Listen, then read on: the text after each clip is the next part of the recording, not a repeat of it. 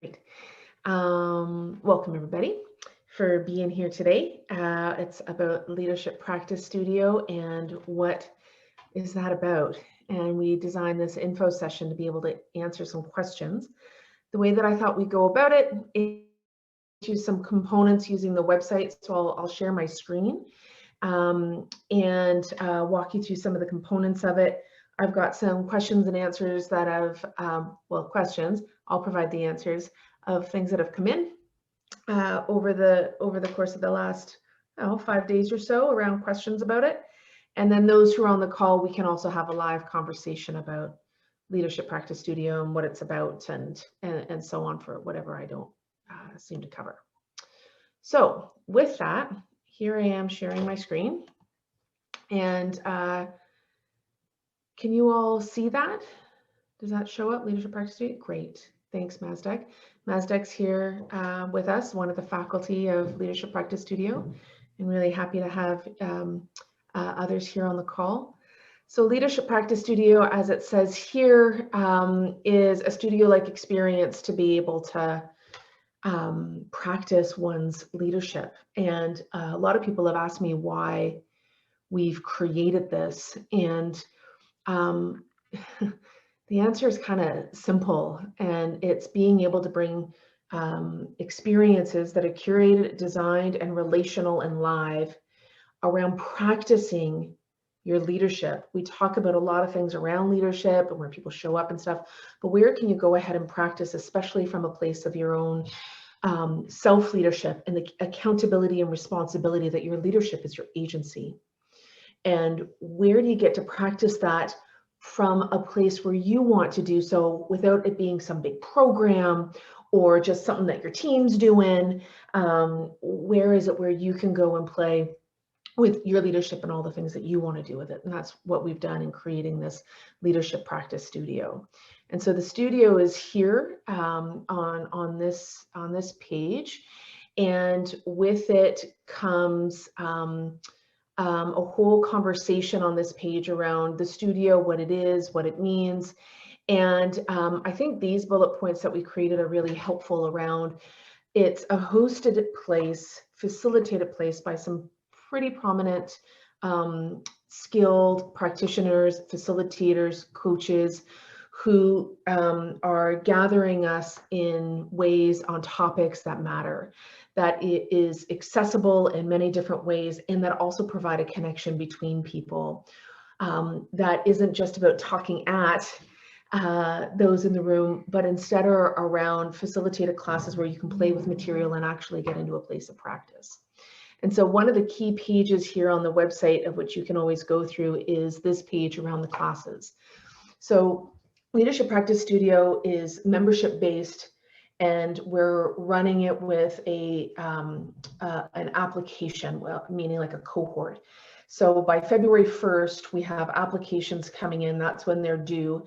And the question, of course, is, well, what do you get with that membership? And there are three primary things. One is these powerful classes.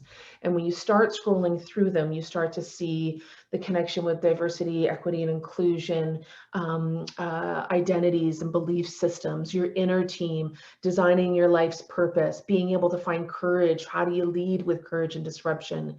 Being able to use some fun things with your teams, like game storming, also coming into places of mindfulness and trying to get beyond that cult of busyness. So, and there's a bunch of classes here, and with any of them, you can click them and come over and look at the details of each class, and then what you can get from that class, and then of course the faculty members, which I'll get to in a second.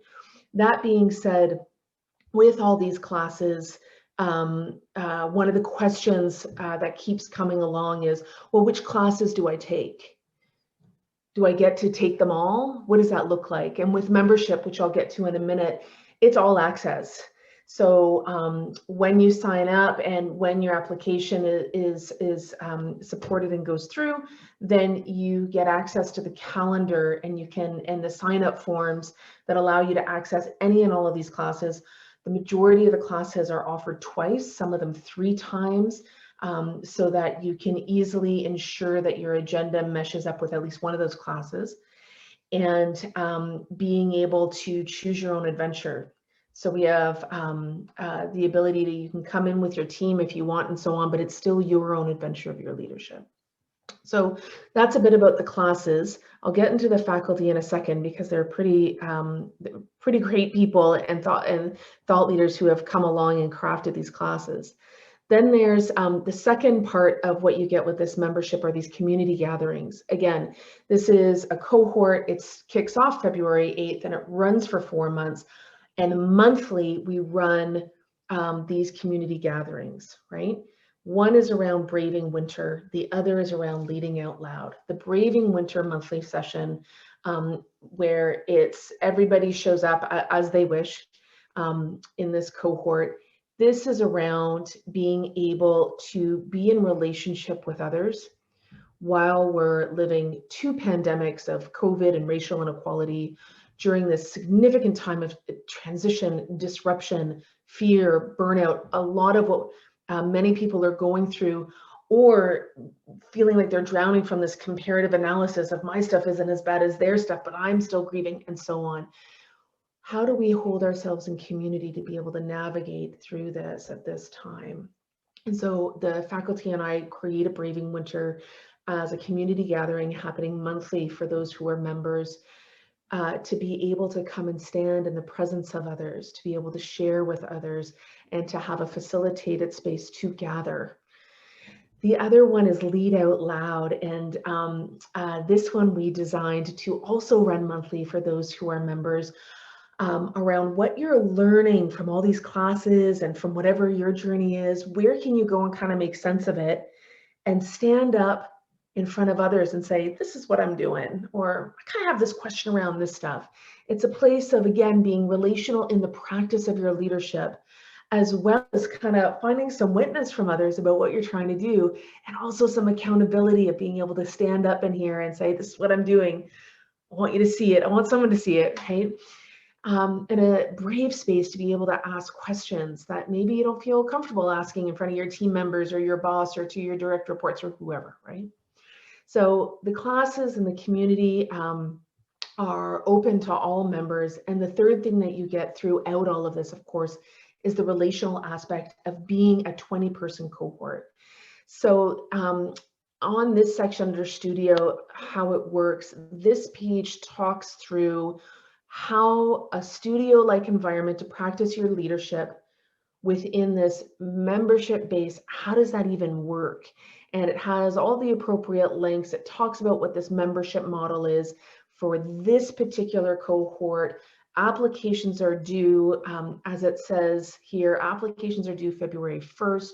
We're running the info session right now about what it is, and that the membership runs for 4 months. The kickoff call is February 8th, and it goes all the way to May 31st, where there's a wrap call. And so this third component of what you're getting is being able to be in this relational 20-person cohort, to be able to traverse, while choosing your own adventure, be able to traverse this path together. And it provides a space where you can be intentional about your commitment to dive into all this work for yourself, but not feel oppressed by some 1-year heavy program of something. It's an accessible way to be able to practice your leadership. This section also talks about, like, what are sessions like? They're live. They are not recorded at this time. They're facilitated, held with bravery. They're designed and curated in a way where the faculty have really put thought into what is important at this time for people to develop their leadership. What does that look like? And as it says here, the structure goes with a kickoff call. You choose your own adventure of classes and community gatherings. You see the calendar, and you're able to go to what you want over the 3 or 4 months. We provide prompts and support in between, and some new classes may come on as we go along. And then, of course, with the membership, there are often offers where we put sort of a promo on top with some coaching options to be able to hold this a little bit. And then right in the middle of the entire cohort, we have a reflection call with everybody as a group call to be able to talk through what's going on and how's it going. So I think it's really important to also talk about the faculty who are pretty awesome. Mazdek's with us, who's one of the faculty members, but This is a team that has come together who all see how important it is to give an accessible opportunity to people to practice their leadership in an online experience at this time from places that we feel matter. And so there's a whole bunch of diverse experience and background for all these people. Of course, this is myself. I founded it. I'm the faculty. We have Mazdek, who comes with, and you can click on each faculty member who comes with his diverse experience. Ashley Good, Sarah Good, who's an occupational therapist, Maggie, who looks at futures thinking. Ashley, of course, comes from the world of failing forward, the courage and innovation that takes. Vanessa Paisani, who comes at us, she's bringing the course around money and your leadership and your relationship with money. She's bringing really interesting conversations to the table. Renew is a diversity, equity, and inclusion consultant who's bringing an inclusive leadership course. Carolyn is an agile course and agile coach, as well as is bringing a bunch of somatic and embodiment experience for us. And we've got Andre as well, who's hosting a conversation around weaving family and work together as your whole self, and also navigating the intersectionality of identities. There's a whole bunch of thought that each of these faculty members have given to the classes, but also just having access to these people is pretty special because of the depth of their experience. Lastly, and then we'll turn it over for some questions, was around membership and what does membership mean in this situation. So membership applications are due on February 1st, and the cohort clicks off February 8th. And on this page is where you can start to go into the expression of interest, where you can apply, and we review applications and come back in a few days with some response. And the reason for that is because we're curating a cohort that is intentional about navigating their leadership. And we want that curation, rather than opening up a 100-person membership, we wanted to curate a membership that was still able to be in relationship with one another, and that wasn't so overwhelming, especially at this time, with everything that everybody has going on in their own lived experience of this time, to be able to host people in ways that are meaningful for them and across each other in community. And so with membership, you get the relational aspect with the classes and the community gatherings. You can read here about where we've seen value, though I've had some response about places of value that others are seeing from being able to come into this membership. And we have three sort of, what do you call them, Mazdek? Packages, options, yeah? One is just foundational at $500. That's us being able to make this accessible for running it this first time around. And then we added in set your base, which allows, we layered in some coaching options. Set your base, which brings in one 60-minute coaching session. And then the third option, which brings in these 3 60-minute coaching sessions, sort of as discounted promotional coaching options to come alongside the classes, so we can help people experience and process that experience as they go. And I guess lastly, as you can see a little bit more about us and some of these pages that are here around team and faculty, our manifesto, equity and inclusion, our land acknowledgement, and you can play right across, of course, the site.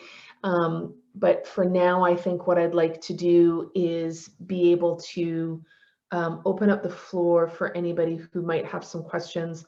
And even before we do that, Mazdek, I'm not sure if you wanted to add anything here, especially being a faculty member and someone who's been dreaming this up in your own ways as well. If there's anything you wanted to share. What I wanted to share is leadership does not happen in a vacuum. And leadership is not something that you just take a course and then, ta-da, you're a leader. And what is very important here is the relationship, whether that's the relationship with your co-leaders, with people that you call it, whether the relationship with people that you are in the front and you're leading from the front, or the leadership from the people that you are supporting from the back. Funny enough, the way I met Sarah Lynn was through a organizational relationship coaching program, ORSCA. And it is very important for Sarah Lynn, but also very important for me that we get that relationship part figured out. There are online courses and online workshops here, but there are other places too. There are communities, other places too. There are communities here too. But I have not seen a program that mixes these two, but also creates a lab-like environment, a sandbox that can ease your way into your journey of leadership and remove barriers, those personal barriers, and make it really accessible for you, not only to learn, but also to practice. Oh, perfect. Thank you, Mazdak, for sharing that. Okay. And I also just noted one other question. I tried to address all the questions with what I said. The last one was that I didn't quite get to is why community gatherings and classes. And I think actually, Mazdak, you kind of just answered it, right? Is because we can learn so much in these classes, we can learn our practices from these classes, but also it's the relational sense making and togetherness from the community gatherings that we felt was an important component to offer as a way to integrate and explore further and hear the stories of others, learning from outside of yourself, not just from your own experience. So with that, Ray and Robert and some others are here, wondering if there are any questions or dialogue here that's possible. Robert, I see a raised hand. I am happy if you just come on board. Hello, I hope you guys can see me. Sure I had a question really about the cohort experience, sort of what drew me to this. Sure. I guess, are the classes that are offered sort of a workshop format where we would, like, as a cohort, you know, split off in groups and work together, or is it more that the cohort would do an after class type thing? Mm-hmm. That's a great question. So it's two parts answer here. First of all, the cohort, it's still choose your own adventure. So you're not all doing the same class at the same time. Robert's going to be doing this class, and then maybe Vanessa doesn't, and then person X, and so on, right? Like you're doing your own thing for sure. And then the format of the actual classes, which I think is what you're curious about. When you click under Learn More and you go into the classes, you'll see that all of them are 75 minutes long with an additional 15-minute optional Q&A for whoever wants to stick around. And the classes are designed to be a place of practice. So there'll be content provided for sure. I'm sure there will be curious and probing questions, and it will look that practice will look a little bit different. So when Carolyn provides her session on discomfort and joy, it is quite a somatic experience. Whereas for others in the game storming that Mazdak's offering, it will look different in terms of how people interact. And then I'm doing one, there's a few I'm doing, giving and receiving feedback. We'll probably go into breakout groups and come on back in, right? So the format for all of them are a bit different, but all of them are held with that balance of content and practice with whatever the course description is about. Is that helpful, Robert? Thank you very much. Yeah. I have a second And if I may add, Sarah Lynn, it's you actually that design the course as we go along as well. So no two courses will be the same, because we are going to lean on your experience and on your knowledge, and together co-create a learning experience that could be completely unique. That's right. That sounds ideal. That sounds amazing. I have another question, though I'm not sure if it's answerable, is just conscious of my own sort of commitments. Do you have a rough estimate of the time commitment that this would take per week or per month? I know a lot of that's going to be up to the courses I choose and how much I want to put into it, but just based on previous iterations, what sort of an average amount of time commitment? Yeah, that's great. So there are, I think that the first answer is it is what you make it, just like you said.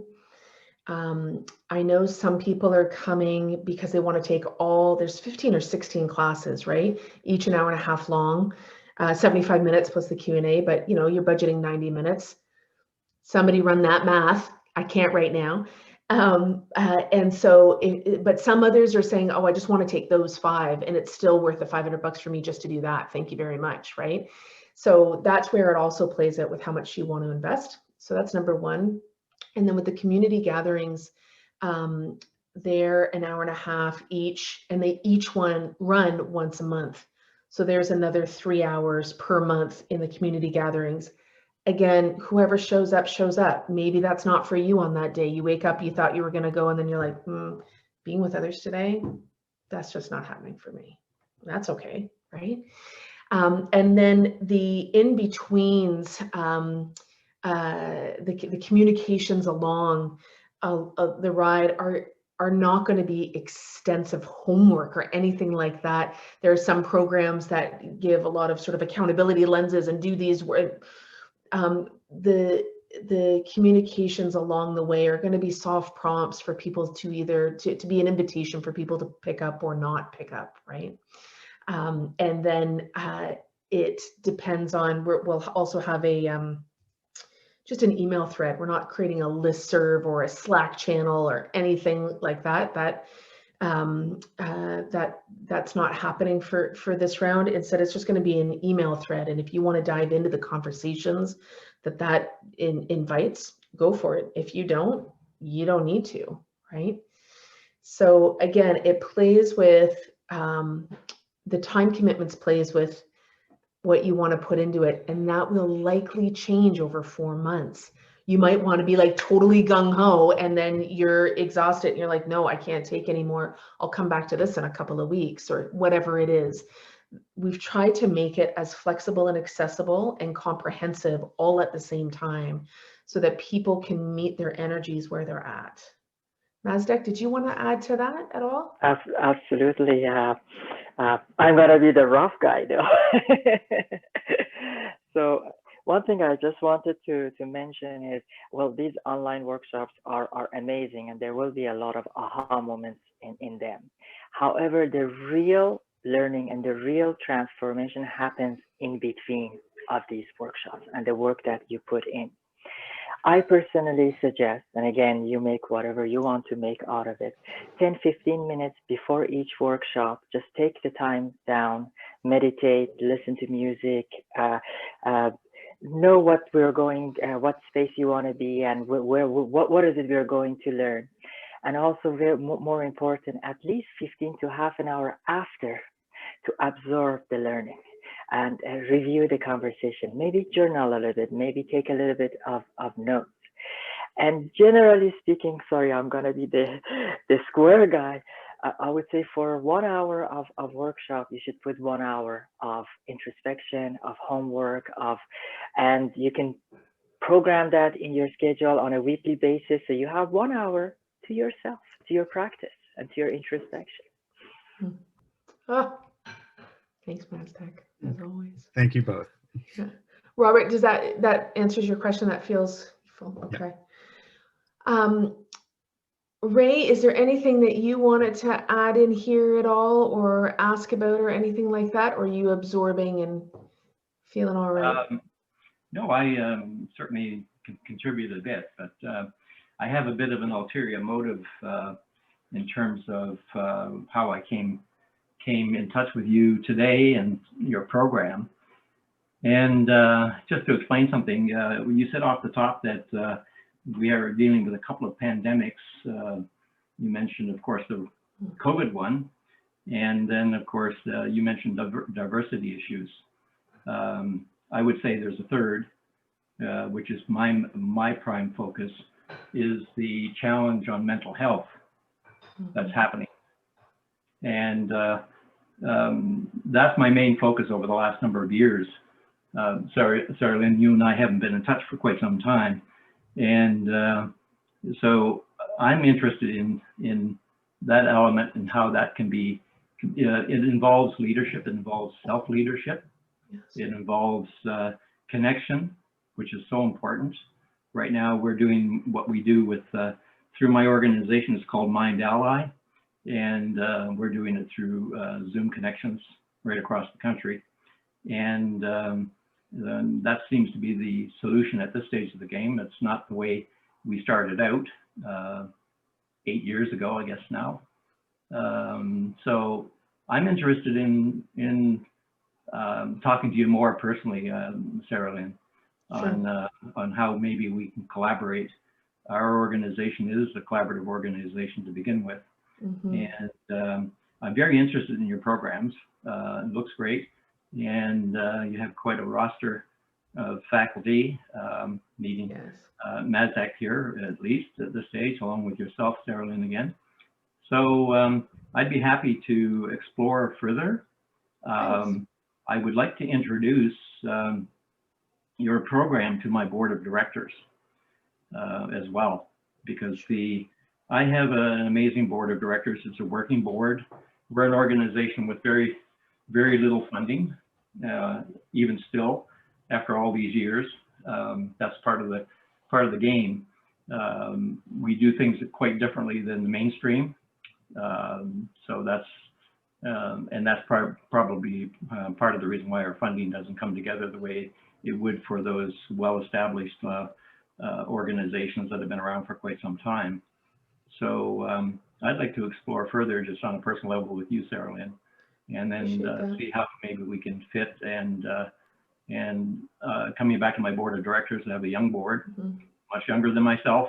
And thank goodness, they're a great team. They're connected across the country, and so we have a pretty ambitious program. By the way, just to let you know, you may recall the organization was, when I founded the organization originally, it was called NoStigmas.org Canada, back in 2012, 2013 timeframe.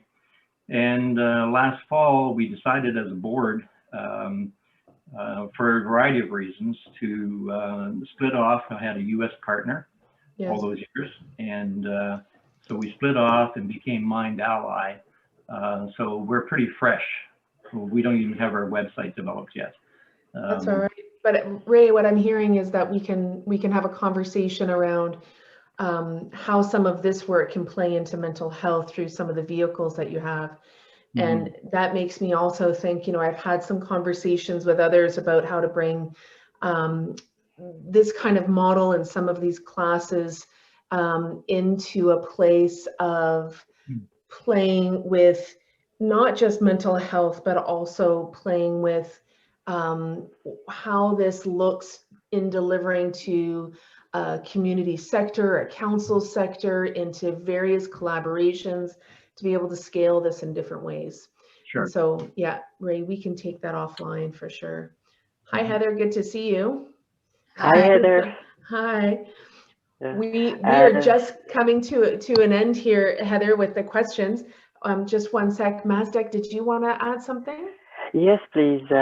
On top of the online courses that already offered, which are from a mindfulness point of view, from a grounding point of view, from a connection and collaboration point of view, when I see all these online workshops, in the design of it, we have inherently put elements from mindfulness, from emotional mastery and emotional intelligence, from aspects of perspectives, grounding, connections, collaborations, interactions, and there are a lot of these that come from aspects of neuroscience. So it joins with that ideas of mental health and mental well-being and mental fitness.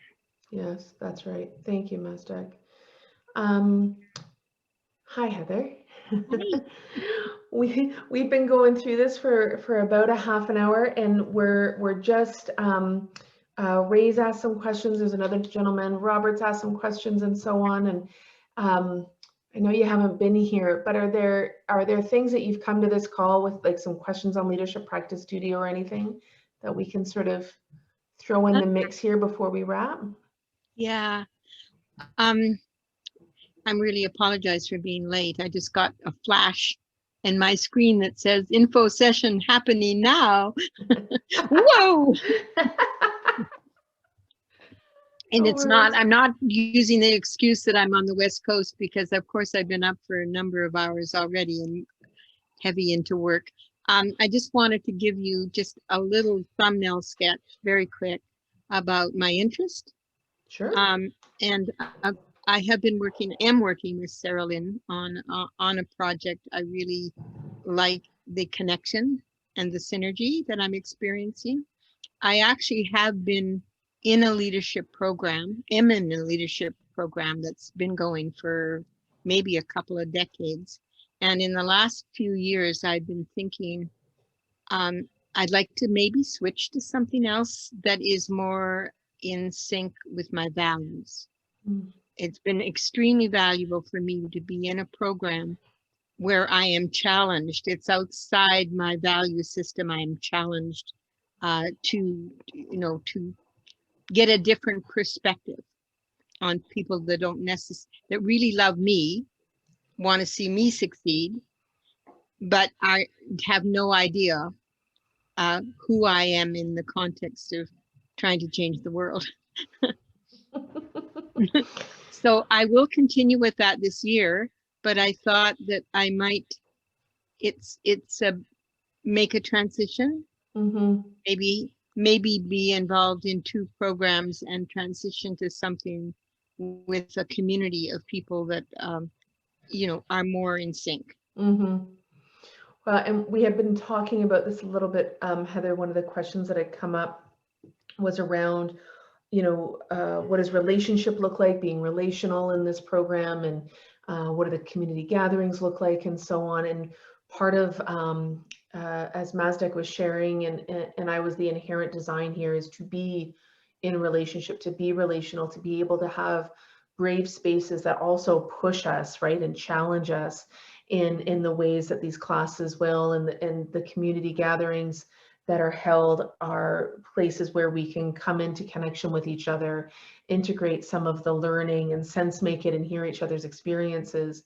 And what Mazdek was sharing earlier is, one of the questions was, how much time do you invest? And one of the answers that Mazdek provided was planning a 1-to-1. So if you have a 1-hour class, investing 1 hour of time just on yourself to be able to further deepen the learning from what has happened from that class, which then you can connect and bring into the email threads that keep the group together, or into these community gatherings, so that you can be challenged and see different perspectives in the class, but then also as you start to make sense of what happens afterwards, because that's where a lot of the power is once you take it, integrate it, and like, oh yeah, that.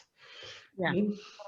Hence, And the community relationship one is something that I'm not experiencing in the leadership program I'm in. Yeah. It's very definitely a more personal one. Mm-hmm. I've learned a huge amount from it, and I think it's probably time for me to move into community. Mm-hmm. I understand that.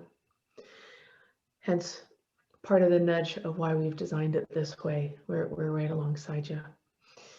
Okay. Are there any other questions from anybody else on the call that would be useful, especially as part of this recording that I'm going to post on the web? I'm happy to stick around and just kind of have chit chats or catch ups, but is there any other questions around the Leadership Practice Studio that would be helpful for other people to hear? I've got a pretty long list of people who want the recording and want to listen to it. So I just want to give one more space for any more direct questions for the Leadership Practice Studio at all. Or does this feel roughly right? We've got it going on. Feel good. Okay. Okay. And Robert, you're feeling good. Great. Okay. That's a wrap. So just as a reminder, February 1 applications are due. February 8th, the kickoff starts with a cohort, and we'll be playing with it in all different ways, and later in 2021, even when this cohort ends, and as we make plans. You're very welcome for organizing this, and stay in touch. Thank you very much, Sarah.